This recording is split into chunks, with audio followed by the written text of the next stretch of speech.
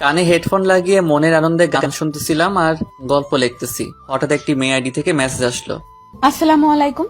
আমি কোনো রিপ্লাই দেই নাই, মনে মনে সালামের উত্তরটা নিলাম।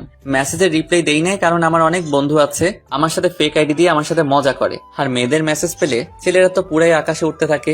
আমি আবার এইরকম না। আমার পরিচয় তো আপনাদের জানানোই হলো না। আমি ফারহান আহমেদ, এবার ইন্টার সেকেন্ড ইয়ারে পড়ি। আম্মু আব্বুর আদরের দুইটা ছেলে, একটা আমি আর অন্যটা আমার বড় ভাই। আমার বড় ভাইয়ের পড়াশোনা শেষ করে দেশের বাইরে গেছে জব করতে। ভাইয়ার বিয়ের জন্য একটা ভালো পাত্রী খুঁজতেছি। এবারও মনে সুখে গান শুনতেছি আর গল্প লিখতেছি। একটু পর মেয়েটি আবার মেসেজ দিল। কেমন আছেন? জি আলহামদুলিল্লাহ ভালো, আপনি? জি আলহামদুলিল্লাহ ভালো আছি। আপনার কি বেশি অ্যাটিটিউড? কেন হঠাৎ এই কথা বললেন? মেসেজের উত্তর দিচ্ছেন না কেন? একটু কাজে ব্যস্ত ছিলাম। ও, আপনার বাসা কোথায়? রাস্তার সাথে। আর আপনার? ঢাকা। মজা করেন না, বলেন। আমার মজা করতে ভালোই লাগে। ও মা, তাই? হুম।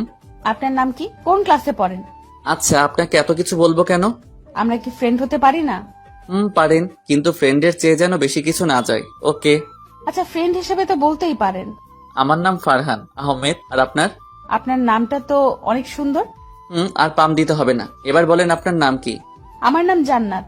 মেয়েটির নাম তো অনেক সুন্দর, বললে কি বিশ্বাস করবে? আচ্ছা বলি, আপনার নাম তো অনেক সুন্দর, মাশাআল্লাহ। সবাই বলে। তা আপনি কোন ক্লাসে পড়েন? ক্লাস 2 এ। দেখেন, মিথ্যা কথা বলবেন না, মিথ্যা বলা পাপ। আচ্ছা, আমি ইন্টার দ্বিতীয় বর্ষে পড়ি। আপনি কোন ক্লাসে পড়েন? অনার্সে পড়ি। আপনার বাসার সবাই কেমন আছে? জি আলহামদুলিল্লাহ সবাই ভালো। আপনার? জি আলহামদুলিল্লাহ ভালো। আপনার বাসা কোথায় বললেন না তো? নারায়ণগঞ্জ। ও, একটা কথা বলি। বলেন। আপনার গল্পগুলো অনেক ভালো। থ্যাংক ইউ আপু।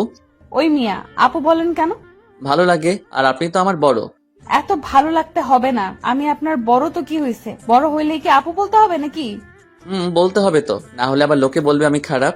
খারাপ বলুক, তবু আমাকে আপু বলবেন না, ওকে? কেন, আপু বললে কি হবে? আপু বলছি আপু বলতেন না, তো আপু বলবেন না, বুঝছেন? আর একবার যদি আপু বলেন তাহলে তাহলে কি আপু? যান, আপনার সাথে কথা বলবো না।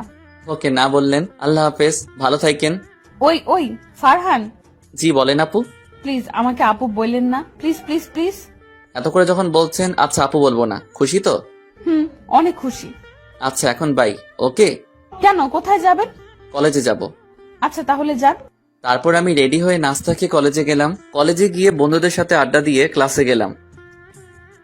ফারহান, একটা জিনিস নোটিস করছিস? কি জিনিস বন্ধু? ইয়াসমিন তো এদিক তাকিয়ে থাকে।